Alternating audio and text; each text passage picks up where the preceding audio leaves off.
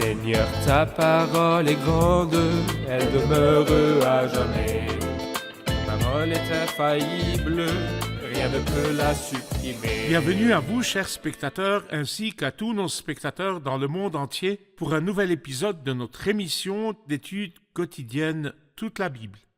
Nous poursuivons notre étude du livre de Daniel, l'un des livres des grands prophètes de l'Ancien Testament. Aujourd'hui, nous abordons la deuxième et dernière partie du chapitre 12, qui est le dernier chapitre du livre de Daniel. Si Dieu le veut, nous commencerons notre étude des versets 5 jusqu'à la fin du chapitre 12. Permettez-moi d'abord d'accueillir notre invité, le serviteur du Seigneur qui nous honore de sa présence, Frère Youssef Riyad. Bienvenue, Frère Youssef. Merci, Frère Riyad. Nous accueillons aussi nos invités, soyez les bienvenus. Quelques instants, chers spectateurs, et nous commencerons notre étude. Ne quittez pas.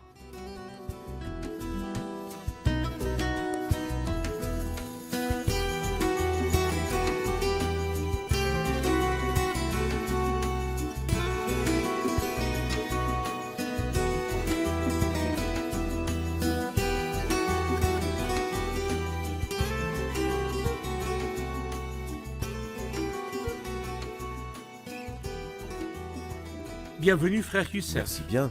Si Dieu le veut, nous allons commencer notre étude du verset 5 jusqu'à la fin du chapitre. J'aimerais savoir quel est le sujet de cette partie et quel est son titre. Eh bien, cette partie parle de la grande détresse, de la forte détresse.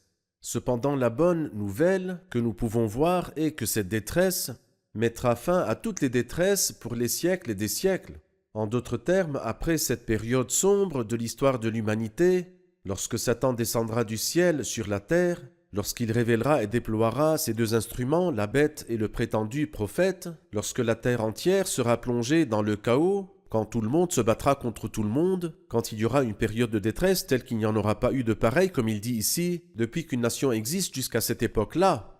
Mais nous rendons grâce à Dieu parce que cette détresse sera la fin de toutes les détresses, afin que le repos et le bonheur éternel puissent commencer pour les fidèles et les pieux. Merci. Je vais lire quelques versets et revenir vers vous avec une question. Moi, Daniel, je regardais et j'ai vu deux autres hommes se tenir debout, l'un sur une rive du fleuve, l'autre sur l'autre rive.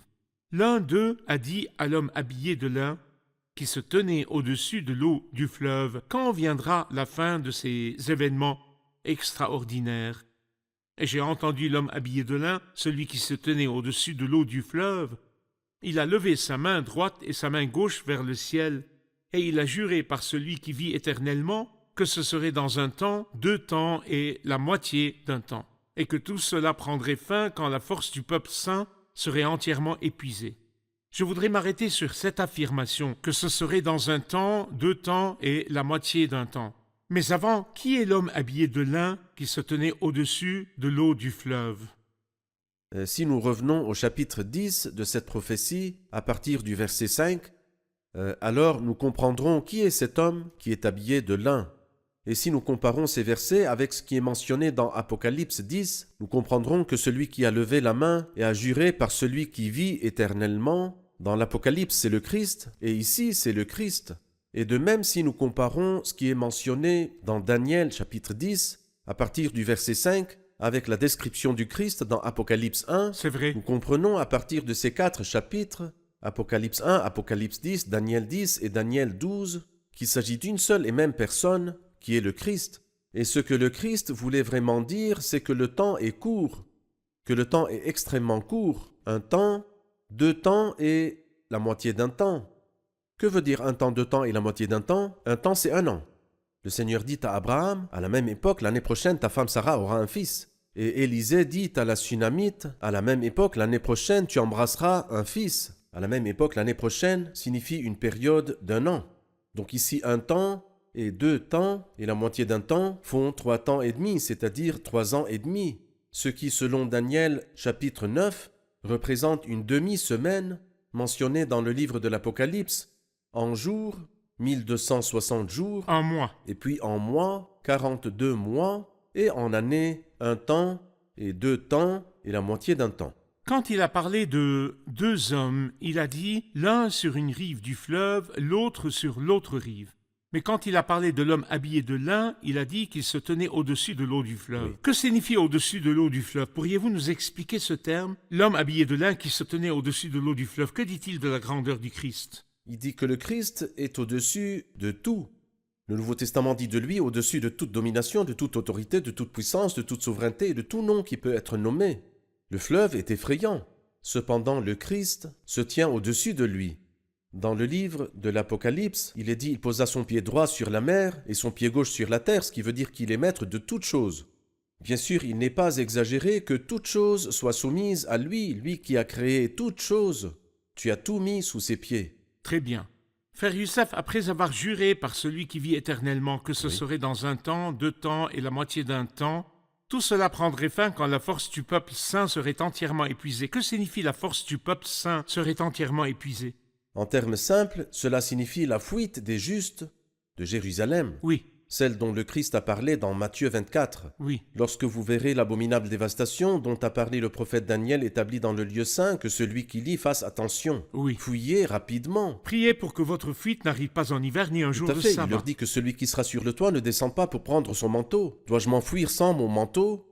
Eh bien cela est mieux que de prendre un manteau sans pouvoir s'enfuir. C'est vrai. C'est-à-dire votre survie est bien plus précieuse que votre manteau. Et Courez si vraiment, pour sauver votre courez peau. pour sauver votre vie, exactement. En fait, je me souviens de ce qui s'est passé dans les Tours Jumelles le 11 septembre 2001, September 11. Ce que j'ai entendu dire, c'est que tous ceux qui se trouvaient dans le bâtiment et qui ont tardé ou qui ont hésité à s'enfuir rapidement sont morts. Chaque fraction de seconde Chaque compte. fraction de seconde compte. C'est pourquoi Dieu vous dit de fuir sans votre manteau, car il s'agit d'une affaire extrêmement grave. Si vous êtes dans les champs, oubliez votre manteau, ne retournez pas pour le prendre. Fouillez simplement. Et puis, priez pour que votre fuite n'arrive pas en hiver ni un jour de sabbat. Malheur aux femmes qui seront enceintes et à celles qui allaiteront durant ces jours-là. Si une femme qui allaite fuit avec son nourrisson, il la retardera. Si elle l'abandonne, elle ne le reverra jamais. C'est vraiment quelque chose d'effrayant et de dangereux. Mais c'est celle-là, en fait, la détresse mentionnée au début du chapitre, telle qu'il n'y en aura pas eu de pareil depuis qu'une nation existe. C'est vrai. Permettez-moi de continuer à lire à partir du verset 8. Allez-y. J'ai entendu mais sans comprendre, et j'ai dit, « Mon Seigneur, quelle sera l'issue de tout cela ?» Il a répondu, « Vas-y, Daniel, car ces paroles seront tenues cachées et marquées du sceau du secret jusqu'au moment de la fin. Beaucoup seront purifiés, épurés et affinés. Les méchants feront le mal et aucun d'eux ne comprendra, tandis que ceux qui seront perspicaces comprendront. » Nous aimerions entendre un commentaire sur ce verset.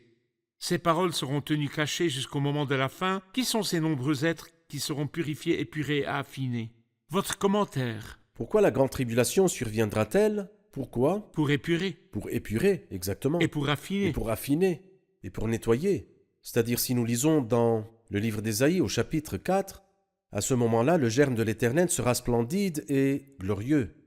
Ensuite, il dit quelque chose d'autre. Il dit « Ceux qui subsisteront à Sion, ceux qui auront survécu à Jérusalem, seront appelés saints, tous ceux qui sont inscrits pour la vie à Jérusalem. » Comme nous le lisons ici dans notre chapitre, ceux qui sont inscrits dans le livre. Il dit « À ce moment-là, ceux de ton peuple, qui sont-ils, qu'on trouvera inscrits dans le livre, seront sauvés. » Ici, il nous parle de ces gens-là. Ceux qui auront survécu à Jérusalem seront appelés saints, tous ceux qui seront inscrits pour la vie à Jérusalem.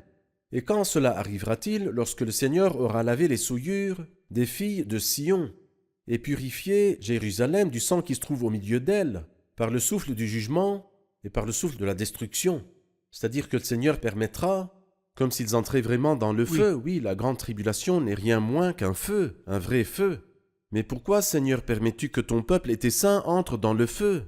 Le psaume 66 dit « Nous avons traversé le feu et l'eau, mais tu nous en as tirés pour nous donner l'abondance. » Il les mettra donc dans des circonstances très difficiles, mais d'abord il ne les abandonnera pas.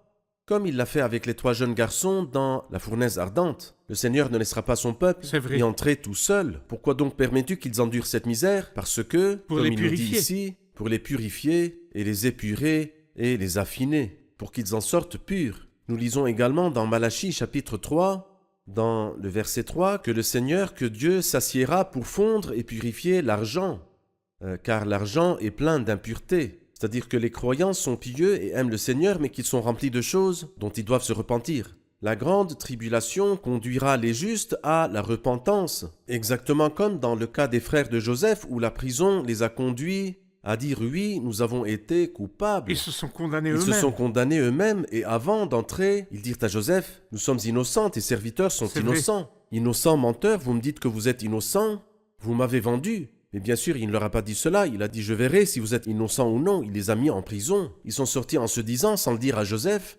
oui, nous avons été coupables.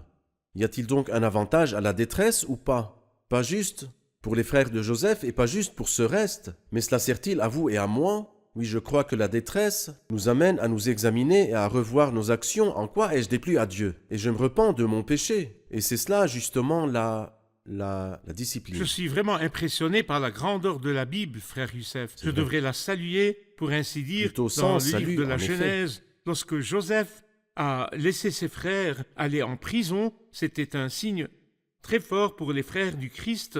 Selon la chair, la nation qu'il avait vendue, il les a laissés entrer dans le feu de la grande tribulation, c'est vrai. jusqu'à ce qu'ils l'acceptent et le reconnaissent, tout comme les frères de Joseph se sont condamnés eux-mêmes et l'ont justifié. Quel livre merveilleux! De la Genèse à l'Apocalypse, en passant par le livre de Daniel, un fil conducteur est tissé des souffrances du Messie et de la gloire dont elle serait suivie. Et c'est une histoire qui semble vraiment sans rapport, pourtant rien n'est sans rapport.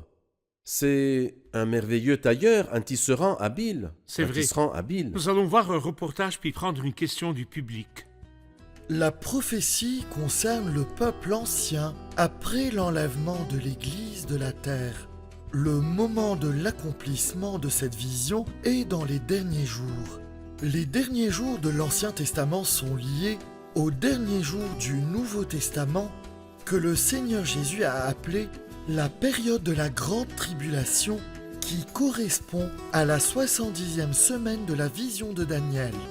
Beaucoup de temps s'écoulera avant que les derniers jours n'arrivent. En effet, beaucoup de temps s'est écoulé depuis que Daniel a eu cette vision. En fait, 2500 ans se sont écoulés depuis. Nous ne savons pas si nous tournons dans l'orbite de ces jours-là ou non, mais l'Église doit d'abord être enlevée car c'est le prochain événement du plan de Dieu. Nous remarquons quelque chose d'étrange au verset 8. Daniel dit « J'ai entendu, mais sans comprendre ». Que veut dire ces paroles? Frère Youssef, Daniel lui-même dit, mais sans comprendre. Il ne comprend donc pas. Quel est donc notre rôle dans la compréhension des paroles divines, des écrits, des prophètes et des prophéties, si Daniel lui-même ne comprend pas? Eh bien, je pense que cela est une preuve de l'inspiration de la Bible sainte. Par exemple, dans la première épître de Pierre, au chapitre 1, il dit ainsi « Il leur a été révélé aux prophètes de l'Ancien Testament que ce n'était pas pour eux-mêmes, mais pour nous qu'ils étaient au service de ce message. » C'est-à-dire, pas seulement Daniel. Tous les prophètes de l'Ancien Testament ont écrit des choses sans être capables de les comprendre.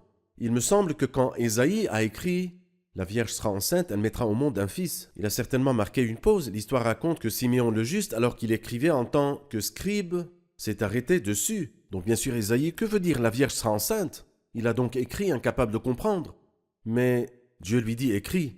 Ce n'est pas toi qui comprendras, mais ceux qui viendront à la fin, beaucoup les liront et la connaissance augmentera. Bien sûr, aujourd'hui, nous comprenons pourquoi. Sommes-nous mieux que Daniel? Non. Nous avons le Saint-Esprit, nous avons l'inspiration complète. Et c'est pourquoi nous comprenons. Les méchants ne comprennent pas. Et ceux qui veulent suivre la voie du mal et ne pas comprendre, c'est leur choix. Cependant, les justes, qui ont connu le Seigneur, vont comprendre. Ils liront le livre avec beaucoup de ferveur et la connaissance augmentera. Et ceux qui viendront après l'enlèvement de l'Église liront. Liront-ils Daniel? Certainement. Et ils liront Matthieu chapitre 24, le verset 15. C'est vrai.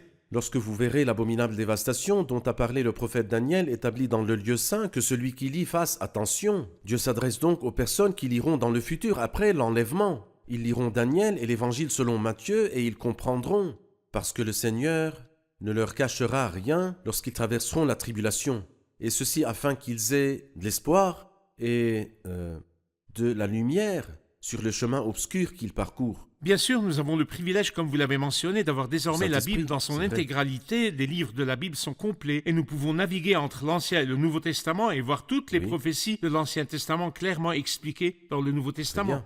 Père Youssef, la partie suivante dont nous allons discuter maintenant, bien que très courte, est extrêmement importante. Alors prenez une gorgée d'eau et répondez à ces questions. Oui, d'accord. Chers spectateurs, si vous êtes occupés, je vous demande de mettre de côté vos activités et de vous concentrer sur nous, car les mots qui suivent sont extrêmement précis. Vous avez mentionné que ce serait dans un temps, 2 temps et la moitié d'un temps, soit 3 ans et demi. Or, 3 ans et demi correspondent à 1260 jours. Mais nous comprenons que le verset 11 dit « Depuis le moment où le sacrifice perpétuel sera supprimé et où l'abominable dévastation sera dressée, il y aura 1290 jours. » Nous n'avons donc pas 1260, mais 1290, soit une différence d'environ 30 ans.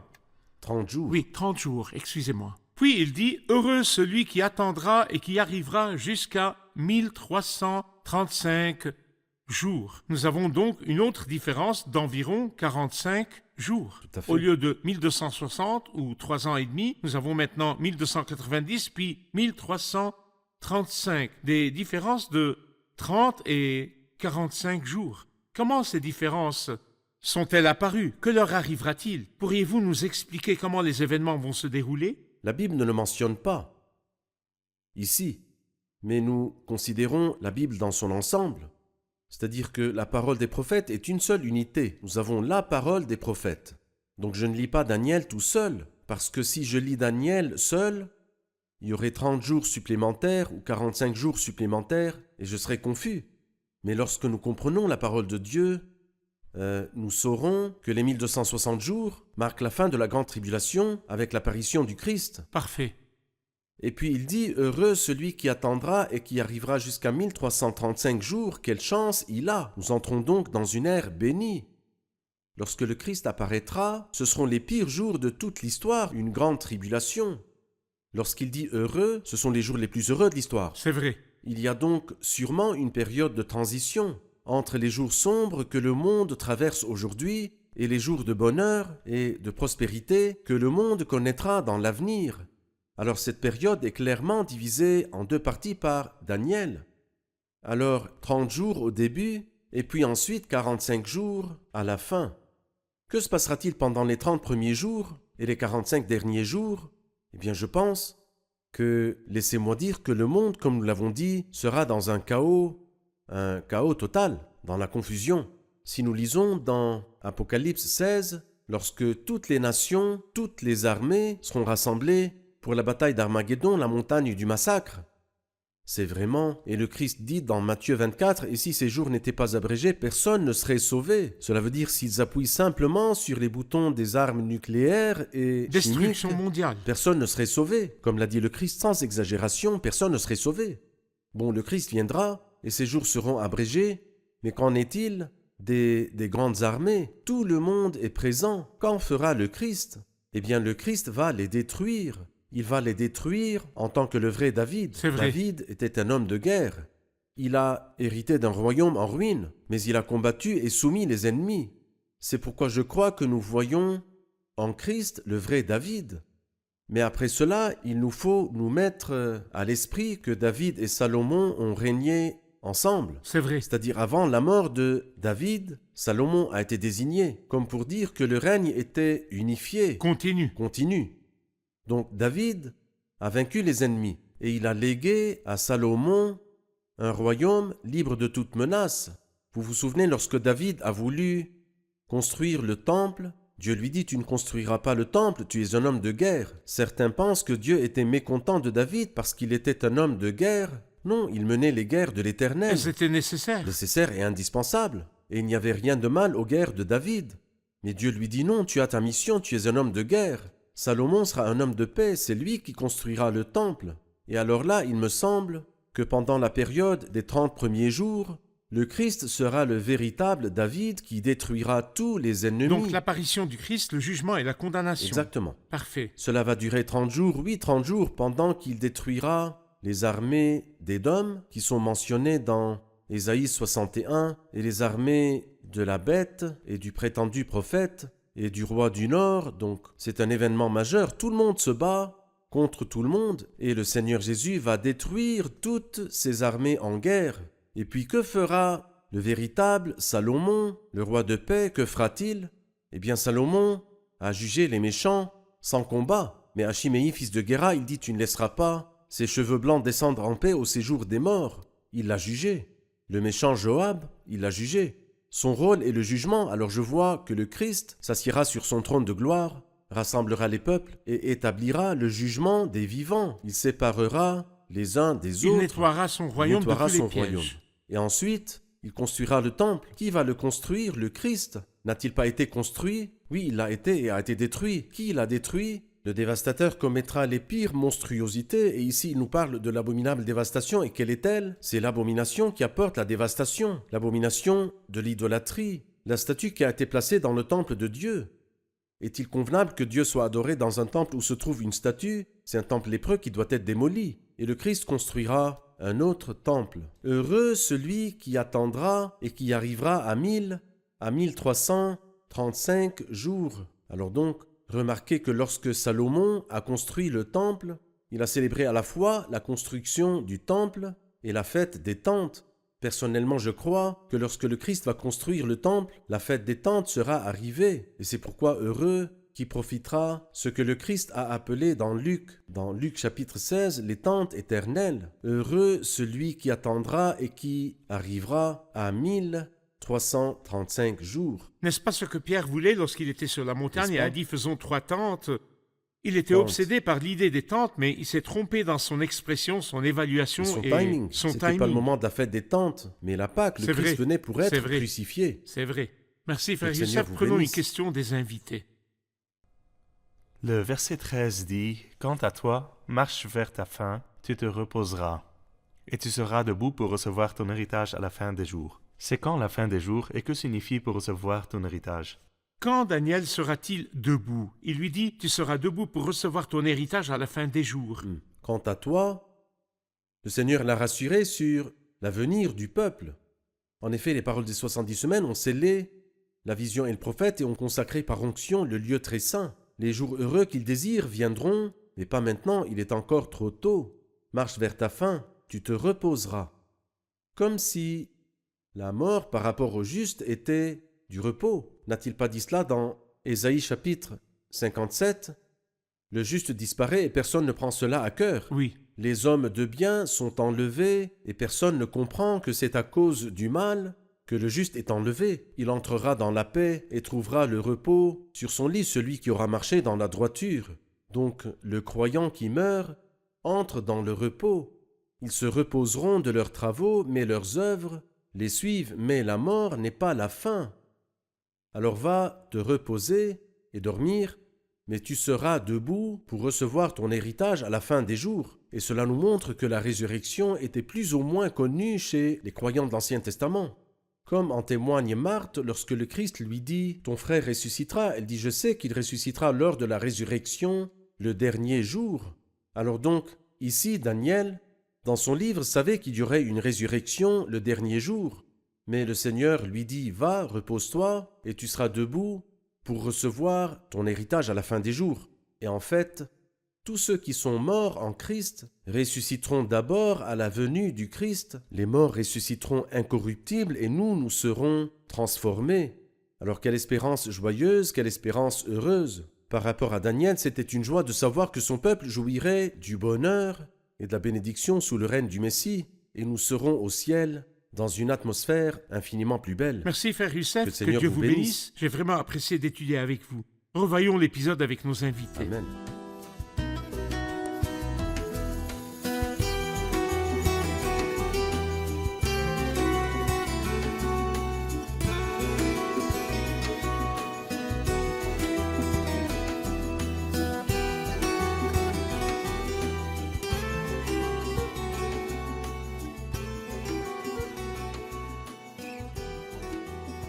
Bienvenue. Daniel dit qu'il a vu 2 hommes, l'un sur une rive du fleuve, l'autre sur l'autre rive, mais qu'il a vu l'homme habillé de lin se tenir au-dessus de l'eau du fleuve. Qui est l'homme habillé de lin et que comprenons-nous du fait qu'il se tenait au-dessus de l'eau du fleuve? Nous comprenons qu'il s'agit de la personne du Christ. Et au-dessus de l'eau du fleuve signifie qu'il est au-dessus de toute domination et de toute autorité. Tu as tout mis sous ses pieds. Très bien. Merci, Frère Dieu Youssef. vous bénisse. Merci beaucoup. Que Dieu vous bénisse. Chers spectateurs, le chapitre 12 commence par ce qu'on appelle une grande détresse, un jour de détresse et une période de détresse, et se termine par ce qu'on appelle le repos. Tu te reposeras et tu seras debout pour recevoir ton héritage à la fin des jours. Entre la détresse et le repos, il y a des causes à la détresse et des causes au repos. Les causes de la détresse sont que cette nation a rejeté le Christ et est maintenant dans la détresse. Elle entrera dans une grande détresse telle qu'il n'y aura pas eu de pareil depuis qu'une nation existe. Mais quelles sont les causes du repos? Les causes du repos pour cette nation dans le futur seront lorsque leurs yeux s'ouvriront à la personne du Christ et qu'ils le connaîtront comme le Sauveur, le Messie, Roi, et qu'ils l'accepteront afin qu'ils puissent passer des flammes de la détresse au repos du règne millénaire béni. Mais comment pouvons-nous trouver le repos, vous et moi? Comment trouver le repos face à la détresse du péché? Comment trouver le repos face à l'oppression des oppresseurs? Comment pouvons-nous nous reposer du fardeau des péchés? Comment pouvons-nous trouver le repos face à toutes les difficultés de la vie? Écoutez ces paroles que je souhaite partager avec vous à la fin de ce grand chapitre. Le Christ a dit « Venez à moi, vous tous qui êtes fatigués, et courbez sous un fardeau, et je vous donnerai du repos. Vous qui êtes accablés par le fardeau du péché, vous qui portez un fardeau si lourd, le Christ vous appelle à trouver le repos. Comment trouver le repos? Déchargez-vous de vos fardeaux sur lui. Si vous êtes fatigué dans votre vie de famille, si vous êtes fatigué de porter le poids des péchés et des transgressions, si vous êtes fatigué par les épreuves, si vous ne trouvez aucun repos ni dans votre famille, ni dans l'argent, ni dans le statut social, ni dans le pouvoir, si vous ressentez de la détresse, venez à lui qui donne le vrai repos. Le Christ a dit « Venez à moi, vous tous qui êtes fatigués ». Que toutes les catégories de personnes entendent cet appel. Que ceux qui sont courbés sous un fardeau, tous ceux qui ont un fardeau, viennent au Christ. Il a donné cette assurance et je vous donnerai du repos. J'ai personnellement fait l'expérience de cela. Des millions de croyants à travers les âges en ont fait l'expérience. Nous avons trouvé le repos dans l'œuvre du Christ sur la croix. Ne voulez-vous pas trouver le repos, chers spectateurs? N'aspirez-vous pas à ce repos? Déchargez-vous de vos fardeaux sur Jésus et vous trouverez le repos du fardeau du péché. Vous trouverez le repos du fardeau du jugement à venir. Vous trouverez le repos et entrerez dans le pot éternel qui appartient au peuple de Dieu, aux croyants au siècle des siècles. Je vous retrouve dans le prochain épisode. Que le Seigneur vous accompagne.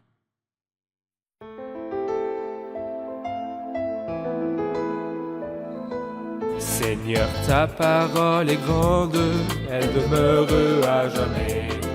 Ta parole est infaillible, rien ne peut la supprimer.